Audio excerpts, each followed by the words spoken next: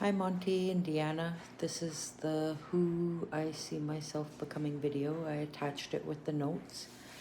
I put the notes down on the journal space that you provided in the package. It's on the last page. So when I'm imagining how I want to show myself to others, to put it in perspective, there are different levels, yes. In life, I've really worked hard in the past to exhibit what we need in parenting. And as a grandparent now, I speak very strongly on it because your role as a parent in the community is essential for our survival. And that's the pressure on that was really significant. Learning along the way, like there's no handbook on how to be a parent, and there is no way to tell somebody else how to be a parent.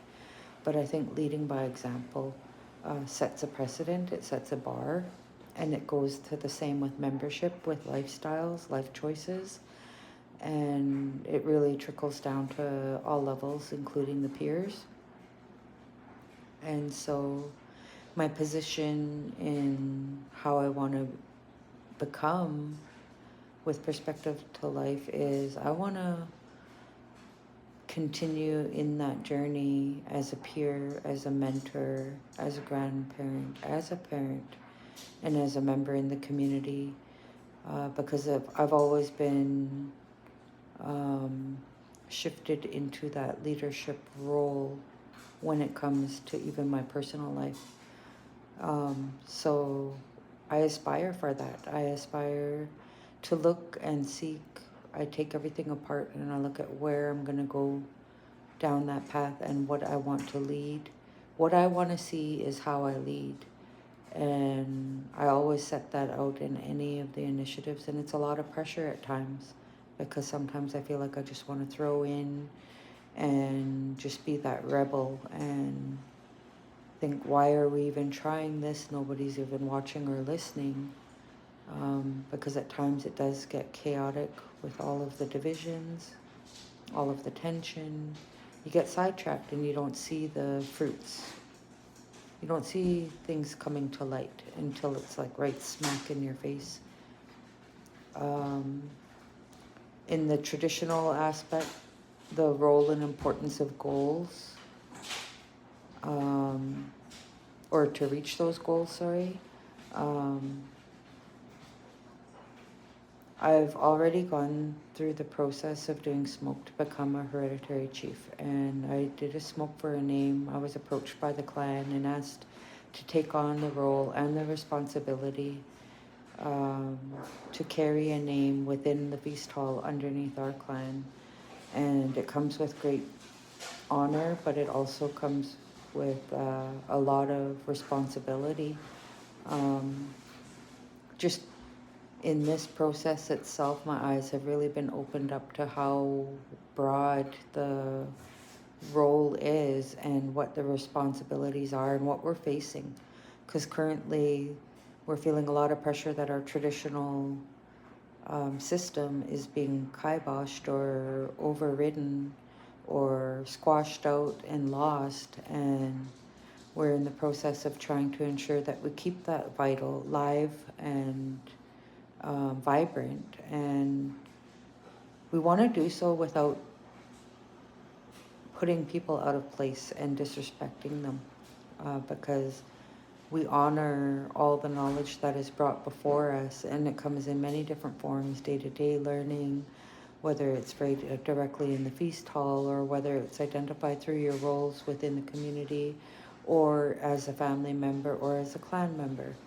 And trying to remember the origin and ensuring that that is highlighted in the very process itself is very daunting.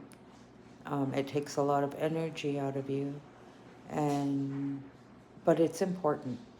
And I see now why everybody says that, don't roll the tongue before you think. Like, lead in a good way, be accountable, be respectful, honorable. You hear the word wagus thrown around a lot. To me, being the level of connection that I am with the way I was raised, I had the fortunate ability to be reconnected to my culture and to my community and to the nation. And Wagus to me is your walk. You you have the ability to lay out all those roles and responsibilities in every action that you take, and you have the humility to admit that you're human and that there's no such thing as perfect, and that when you do fall, you do have other members, all the members within your community to hold you up in that process, and that every day is a learning experience, and how we lead is how we set ourselves. So if we have the ability to exhibit honesty, integrity, confidence, and inspire others, and we display a commitment and passion, and we communicate effectively, and we exhibit the ability to have those decision-making skills, then we're more accountable to the entire process. That's where you get to start experiencing and seeing others holding themselves accountable for their actions, because they learn. We're hands-on people, and we'll start seeing the empowerment of the community. This is a vision that I've always aspired for, to work well with others. So like getting other people involved and be innovative, like you can do from grassroots up to the leadership level, and you can do from the babies to the elders, and always understanding the problems, because we're faced with so many different diverse barriers, such as drugs and alcohol, missing and murdered Indigenous women. We have our knowledge holders who have suffered the impacts of residential school, and then we have ourselves who are being reintegrated and highlighted that we must keep our culture alive, and grasping onto that and finding ways to connect together to ensure that we get that ability to,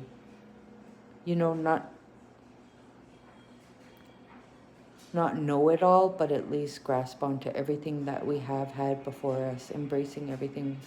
This is including everything in the archives. This is including the elders that we have currently still standing. And I think being connected with each other will allow us to be connected with ourselves. I always hear people say you need to look after yourself before you look after others, but I also believe that if you look after others and their situations, they're going to be there for you when you can't look after yourself. So it's it's that horizontal line that exists between people, and it's a balance, and that's what creates our resilience. So in my traditional level, where I see myself is leading in that way, I always question, I always ask. I'm a challenger, so if there's something that I don't agree with, I always bring it forth to the knowledge holders, to the elders, to the men, to the women, and I ask, I question things that don't necessarily fit into my context or to my level of understanding, and I challenge what lays before me as a known law in our traditional structure, and that's the only way we can learn. And if we don't have the ability to ask the questions, then we don't have the ability to learn. We need to be able to listen to learn. And I see myself as teaching others, handing down the knowledge that has been handed down to me, But I also I aspire to provide an opportunity for it to be more welcoming, because we were raised through a time where it wasn't so much. It was almost like there was a shadow put over our rights, our inherent rights, and we're almost to the level of being absolutely ashamed of who we were and where we came from. And I don't want that for my grandchildren or my children. And so I see myself leading in confidence and being accountable to what is expected of me as a leader in the traditional aspect. And in in my position with the nation, I see myself growing into a position where I'm going to be able to be the voice for our future leaders. And I'll be that bridge between our past leaders and then our current leaders. Because I've had the ability to work with both worlds. I hang on to the leadership that is before us currently, and I also hang a branch through the leadership that are growing before us. And I think that I see myself placed in an area where I have obtained the skills to negotiate, lobby, or advocate on behalf of our membership at all levels, whether it's through the governments, whether it's through other First Nations, and whether it is through our community, from the elders to the youth, to the babies, like to everyone in general. And I think that envisioning where I'm at with that position is what stokes the fire for my goals in the traditional level and in the family level.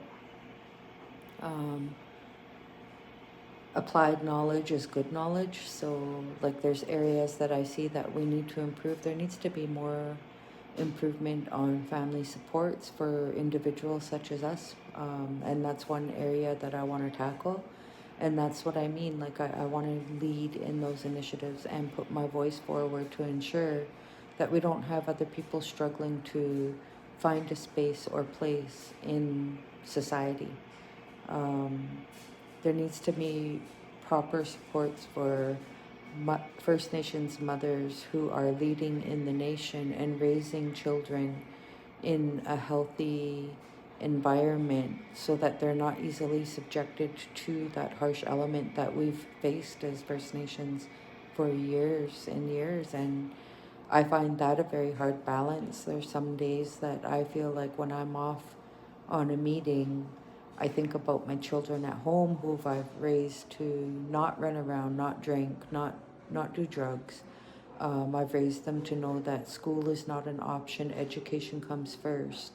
And I think about them when I'm away at these meetings, because as I'm away leading other communities and other members in the process that we're in right now, I'm wondering who's got the influence over my child right now when mom's not there.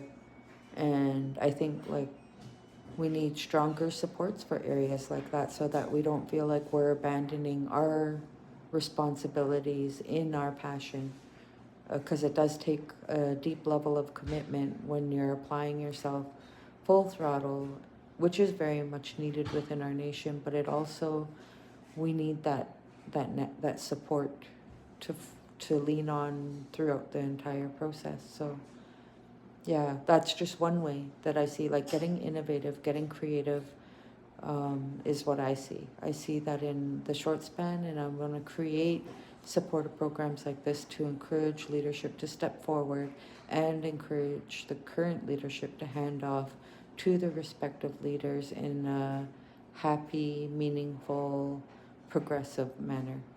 And all while keeping the best interest of ourselves as individuals, as professionals, traditionally, and in the community, and nation to nation, all simultaneously. And I have that rooted in me. I take great pride in that. I've worked very hard for our nation over the past 21 years in total. identifying those strengths. So yeah, that's my video summary for our journal, and that's where I see myself. I used to say I wanted, like, my dream was to be the next Jody Wilson-Raybould or the next Christy Clark. And I used to put the label on there like that and view it like that, but I've gained the confidence to say that I am going to be Simiquel, I'm going to be Crystal Harwood, and I'm going to move forth in this process. And it's going to take a lot of work. There will be a lot of bumps and bruises along the way, but I'm committed to it. I don't give up. I never have. And yeah, that's where I see myself in the future.